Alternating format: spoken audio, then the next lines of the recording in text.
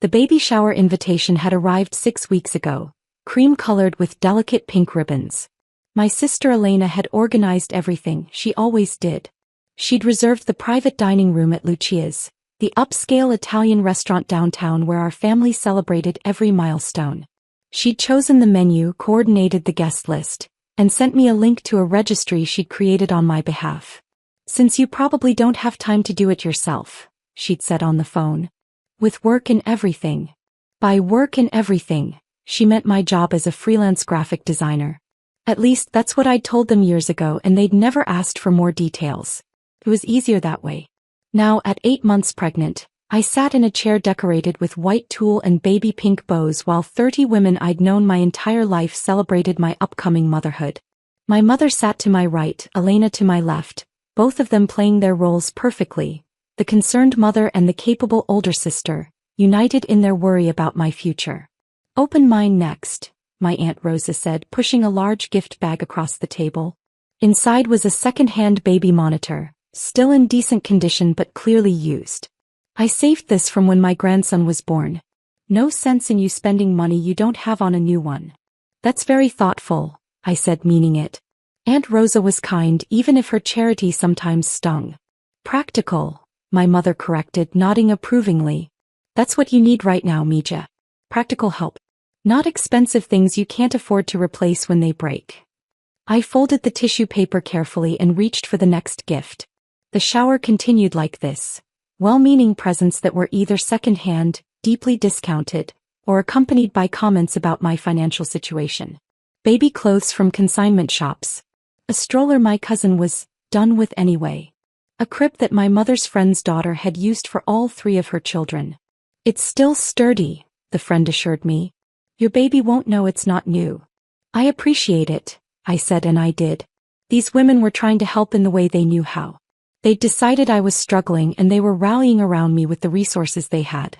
It wasn't their fault I'd never corrected their assumptions. Elena stood up when the gift opening finished, tapping her wine glass to get everyone's attention. "Before we have dessert, I want to say a few words about my sister." I braced myself. "Sophia has always been independent," Elena began, her voice warm with what anyone else might mistake for admiration. "Even when we were kids, she wanted to do everything herself. Never asked for help. Never wanted advice. Just stubbornly determined to figure things out on her own." Several women nodded sympathetically. "And now she's about to become a mother," Elena continued. "Which is wonderful. We're all so happy for her. But," there was the but. "But I think we all have some concerns," Elena said, her eyes sweeping the room. "Sophia is 34, she's single, she works from home doing freelance design work, and she lives in a studio apartment in Queens." "It's a nice studio," I offered mildly. "It's 400 square feet, Elena said as if I didn't know. "There's barely room for you, let alone you and a baby and all the things babies need." My mother jumped in, her concern genuine even if misplaced. "We're worried, Mija. A baby is expensive. Diapers, formula, clothes they grow out of every month, doctor's visits, childcare when you need to work. Have you thought about how you're going to manage all that?" "I've thought about it," I said quietly. "Because we're here to help," Elena said quickly. "That's what family does. Mom and I have been talking and we think you should move in with one of us. At least for the first year." "Move in?" I repeated. "You live in a studio apartment. How will you afford a baby?" Elena said, her voice rising slightly with emotion. "Be realistic, Sophia. You work maybe 20 hours a week doing logo designs and website layouts. That's not stable income. That's not enough to raise a child on." "Elena," I started. Emma agreed. "She can barely pay her bills." My mother's voice was heavy with worry. "Last Christmas you said you were being careful with money. At Easter you didn't come to the family dinner because you said you had a work deadline, but I think you just couldn't afford the hostess gift. We're not judging you, sweetheart. We're trying to help." I didn't respond. What could I say? That I'd skipped Easter dinner because I'd been in London meeting with a client about a $2 million design contract? That being careful with money meant I was restructuring my investment portfolio? That my studio apartment in Queens was a choice, not a necessity? They wouldn't believe me. And more importantly, they wouldn't understand. "We could turn the guest room into a nursery," my mother offered. You could stay with me. I'm retired now, so I could help with the baby while you work. Or you could stay with Derek and me, Elena added.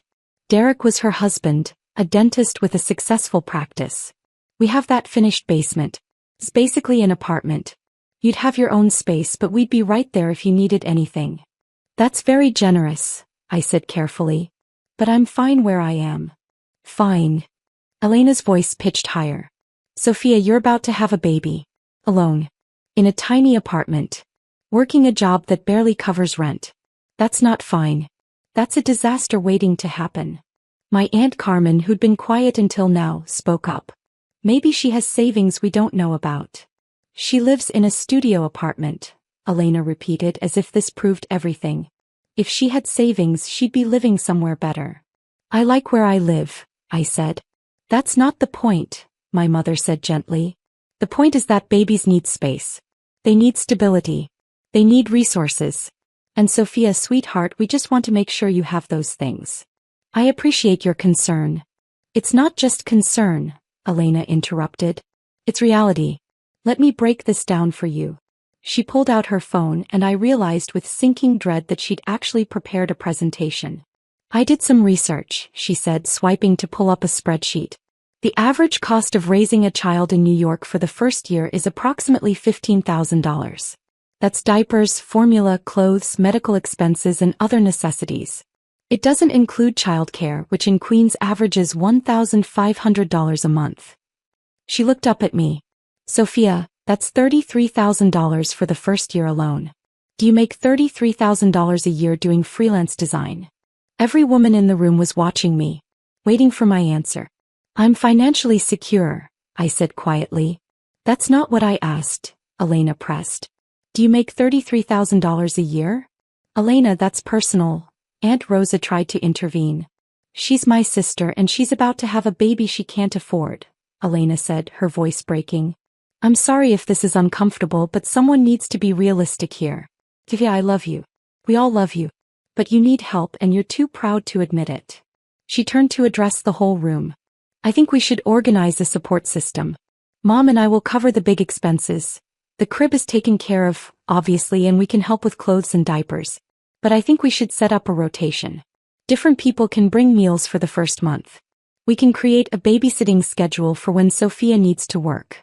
We can. Elena, stop, I said firmly. I'm trying to help you. I know you are. But I don't need. The door to the private dining room opened, cutting off my response. A man in a suit entered the restaurant. He was tall, silver-haired, carrying a leather portfolio that probably cost more than most people's monthly rent. He scanned the room, his eyes finding me immediately.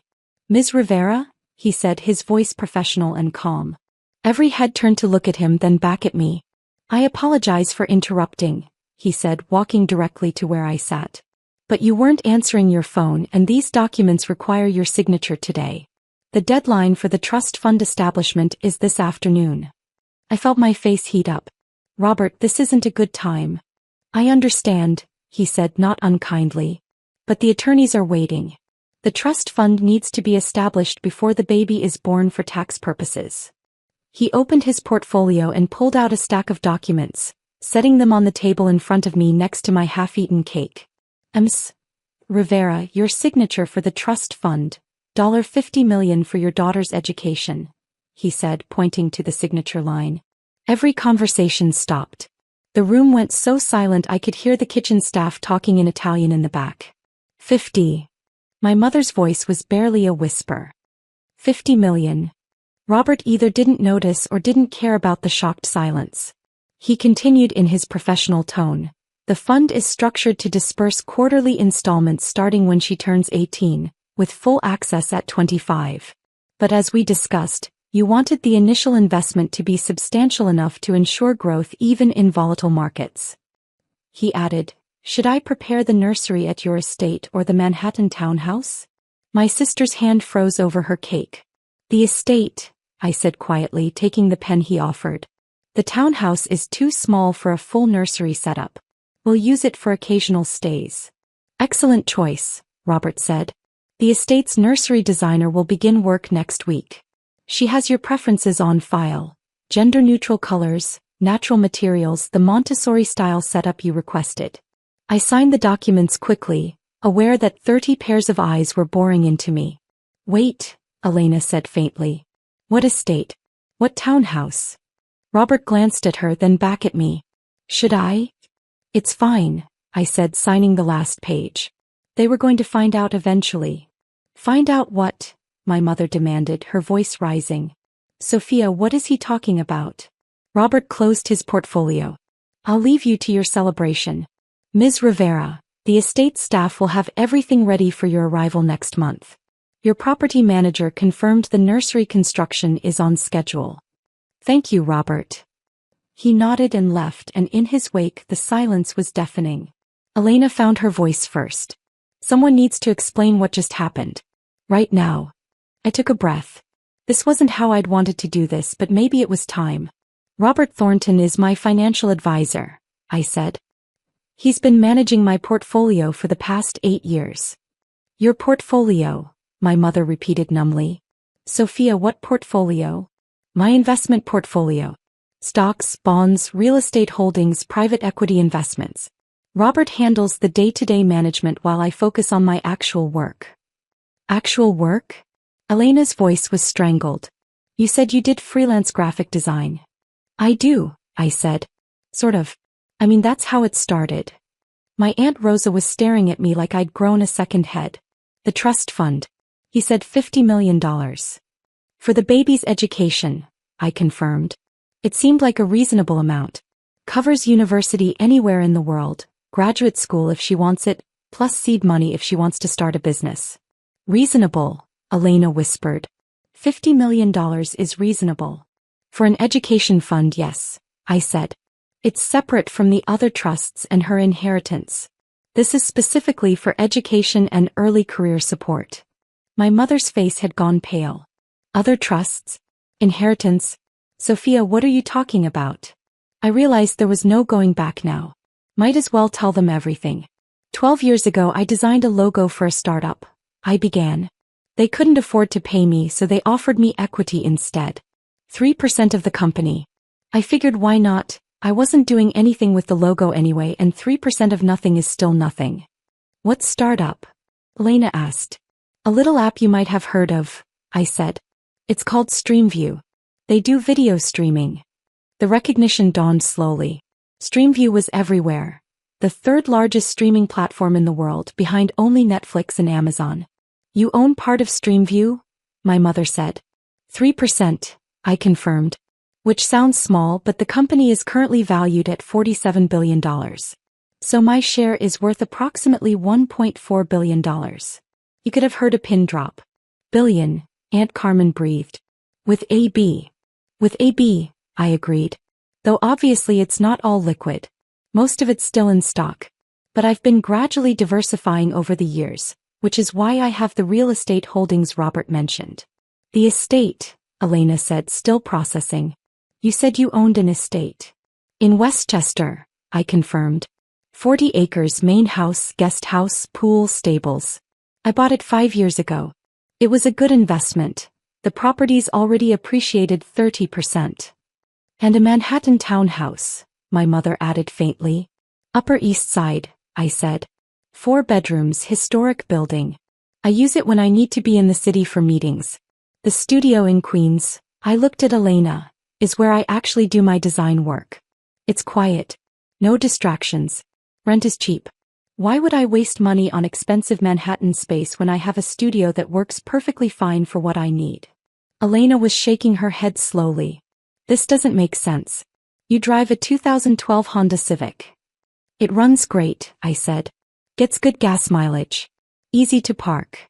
You shop at Target. Target has good maternity clothes at reasonable prices. Why would I pay $200 for a maternity dress I'll wear for 3 months when I can get one at Target for $30? You never go on vacation. I went to Tokyo last spring, I corrected. And Paris in the fall. You assumed I couldn't afford vacations. I just didn't tell you where I was going. My mother was crying now. Why? Why would you hide all this from us? I didn't hide it, I said gently. I just didn't announce it. Mom, 12 years ago when Streamview first started getting successful, I told you I'd made a good investment. You said, "That's nice, Mija," and changed the subject to Elena's promotion at work. I don't remember that, she said. I do, I said. I remember all the times I tried to share my success with you, and you dismissed it or minimized it or changed the subject because it didn't fit your narrative about who I was supposed to be. What narrative? Elena demanded. The struggling younger sister, I said. The one who made questionable choices. The one who needed guidance and help and saving from herself. You decided years ago that I was irresponsible and financially unstable, and nothing I did could change your mind because you needed me to be that person. That's not fair, Elena protested. Isn't it? I looked at her directly. Elena, do you remember 3 years ago when I offered to invest in Derek's dental practice expansion? You laughed and said I was sweet, but you needed actual capital, not freelance money. Her face flushed. I didn't mean. You didn't ask what I meant by investment capital. You just assumed I had maybe a few $1,000s saved up. The actual amount I was offering was $500,000. Derek, Elena's husband, made a choking sound from where he'd been standing quietly by the wall. $500,000? Elena whispered. $500,000, I confirmed. Which you would have known if you'd asked. But you didn't ask. You assumed. Just like you assumed I was broke. Just like you assumed I couldn't afford a baby. Just like you assumed I needed to move in with one of you. I turned to my mother. And Mom, remember 2 years ago when you had that medical scare? The insurance wouldn't cover the specialist you needed. She nodded slowly. I paid for it, I said. The consultation, the tests, the treatment. $47,000. I called the billing office directly and paid the entire amount. You said it was a billing error, my mother said. That the insurance company had made a mistake. I lied, I said simply. Because if I told you the truth, you would have insisted on paying me back. You would have felt indebted. It was easier to let you think it was a clerical error. Aunt Rosa spoke up, her voice shaking. The community center. 5 years ago when we were going to lose it because we couldn't make the mortgage payment. Someone made an anonymous donation that saved it. I met her eyes. Not that anonymous. That was you, she gasped. That was $200,000. We thought it was some wealthy benefactor who wanted to stay unknown. It was, I said. I'm the wealthy benefactor. I just wanted to stay unknown. The room was silent again, everyone processing this information. Why? My mother finally asked. Why keep it secret? Why let us worry about you? Why let us think you were struggling? Because the moment you knew about the money, everything would change, I said. You'd stop seeing me as Sophia, your daughter and sister. You'd start seeing me as Sophia the billionaire. Every conversation would be filtered through that knowledge. Every interaction would be colored by it. We wouldn't, Elena started. You would, I interrupted gently. You already are. Look at you right now. You're not seeing your sister who's 8 months pregnant and about to become a mother. You're seeing dollar signs. You're recalculating every interaction we've ever had. You're feeling embarrassed about the second-hand baby monitor and the used stroller and the lecture about finances. Elena's eyes filled with tears. I was so awful to you. Today, in front of everyone, I basically called you poor and irresponsible. You were worried about me, I said. That came from love. Misguided, yes. Condescending, absolutely. But at the core, you were worried about your little sister. You're not actually struggling, my mother said, still processing. You were never struggling. I've been comfortable for 12 years, I confirmed. Very comfortable. The studio apartment is paid in full. I bought the entire building 8 years ago. I rent out the other units. The building generates about $180,000 a year in rental income. The building, Elena repeated faintly. You own the building. And 12 others across Queens and Brooklyn, I added. Real estate is a good hedge against market volatility. Plus, I like being a landlord. I keep the rents reasonable and maintain the properties well. It's satisfying. My cousin Jessica, who'd been silent until now, laughed. A slightly hysterical sound. Is there anything else? Any other bombshells you want to drop? I thought about it. I'm on the board of 3 charities. I've endowed a scholarship fund at my college that sends 10 students a year to school fully paid. I'm a silent partner in 4 local businesses, including the bakery where Mom buys her bread every week. My mother gasped. Rosa's bakery? Rosa was going to close down, I said with a shrug. She couldn't compete with the chains. I provided capital for a renovation and some new equipment. In exchange, I get 30% of the profits, which I donate to food banks. I had no idea, my mother whispered. That was the point, I said. I didn't do it for recognition. I did it because I could and because it needed doing. Elena was crying openly now. I've been so horrible to you. All these years talking down to you, offering you advice, acting like I knew better. You did know better, I said. About lots of things. You're amazing at your job. You're a great wife. You're organized and competent and smart. The fact that you didn't know about my financial situation doesn't negate any of that. But I judged you, she said. Constantly. I thought you were making bad choices, wasting your potential, floating through life without direction. I was making different choices than you would have made, I corrected. And yes, some of your judgments stung. But Elena, you're my sister. I love you. Your opinion of me was never going to make or break my sense of self-worth. Then why hide it, she asked. If you were so secure, why not just tell us? I thought about how to explain it. When I first made money from Streamview, I was 22. I told a few friends. Within 6 months, 3 of them had asked for loans. 2 distant relatives I barely knew suddenly wanted to reconnect. A guy I went on 2 dates with proposed. The money changed everything. So you hid it from everyone? From most people, I confirmed. I have a few close friends who know. My financial team knows, obviously. But family? I learned early that family dynamics and money don't mix well. Someone's always feeling judged or inferior or resentful.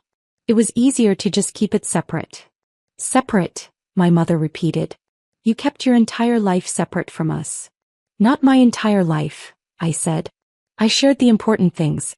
I just didn't share my bank balance. That's a pretty significant omission, Elena said. Is it? I challenged.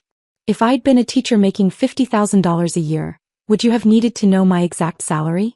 If I'd been a nurse or an accountant or anything else, would you have demanded to see my tax returns? No, she admitted. But nothing, I said firmly. My financial situation is my business.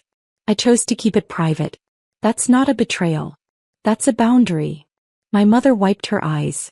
But the baby. Sophia, you let us plan this whole shower around the assumption that you couldn't afford things. We brought you second-hand items. Which I'm grateful for, I interrupted. Mom, do you think the baby will care if her monitor is new or used? These are practical gifts given with love. I appreciate them. But you could have told us, she insisted. You could have spared us the embarrassment. Of caring about me? I said. Of wanting to help? Mom, the only reason you're embarrassed is because you're putting money above love. These gifts, I gestured at the pile of presents, aren't embarrassing. They're beautiful. They represent this community coming together to support a new mother. That's not something to be ashamed of. Aunt Rosa spoke up again. So what happens now? Now. I smiled. Now I have this baby in a few weeks. I moved to the estate full-time. The townhouse is fine for me alone, but I want the baby to have space to grow up. I continue my work. I continue my life. And us? My mother asked quietly. What about us? What about you? I asked back. You're still my mother. Elena is still my sister. Nothing about our relationships has to change except your perception of my bank account. But everything's different now, Elena said. Is it? I challenged. Am I different? Did I fundamentally change as a person in the last 15 minutes? Or did you just learn new information about circumstances that existed all along? He thought about that. You're right. You're the same person. Exactly. I'm still the sister who calls you every Sunday. Who comes to family dinners. Who sent Derek that dental journal article because I thought he'd find it interesting. The money is just a detail. $1 billion detail, my cousin Jessica muttered. Yes, I agreed. But still just a detail. It doesn't define me any more than your job defines you or Mom's retirement defines her or Elena's marriage defines her. Easy to say when you're the billionaire, Jessica said, but there was no real heat in it. Is it? I asked. Because from where I'm sitting, having money has complicated my life more than it's simplified it.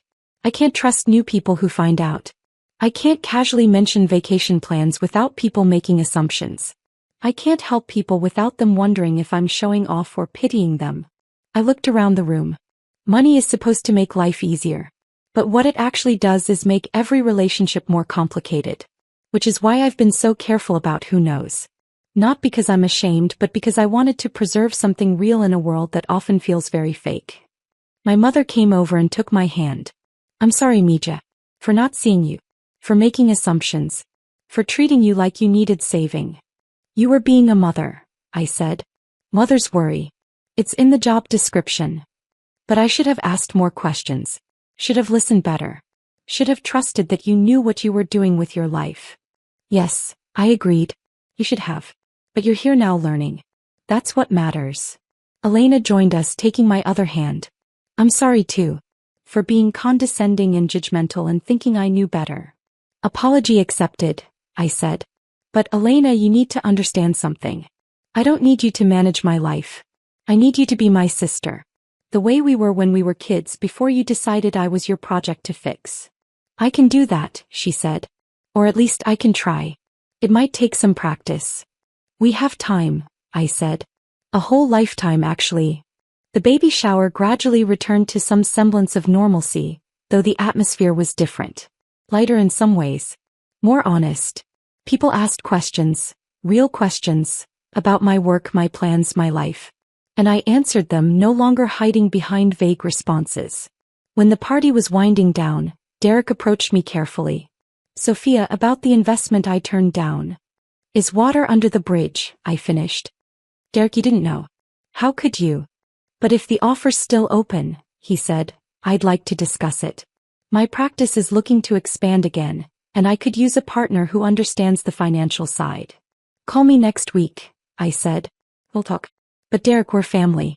This will be a real business partnership with contracts and terms and expectations. I won't give you special treatment just because you're married to my sister. I wouldn't want you to, he said firmly. I want to earn it. Good, I said.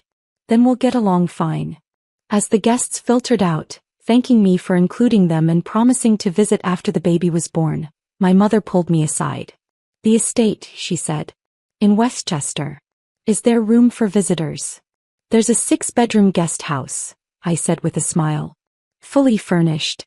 You can visit whenever you want. Stay as long as you want. Be as involved in your granddaughter's life as you want to be. Your granddaughter, she repeated, testing the words. I'm going to be a grandmother. You are. And she's going to be very lucky to have you. Even after how I treated you today. Especially after how you treated me today, I said. Because you cared enough to worry even if you worried about the wrong things. That's what good mothers do. Elena was packing up the gifts. All of them, I noticed, including the second-hand ones. I'm still bringing the used stroller, she announced. You said yourself the baby won't care if it's new. Bring it, I agreed. I'll use it. Though maybe not the crib. That one actually looks a little unsafe.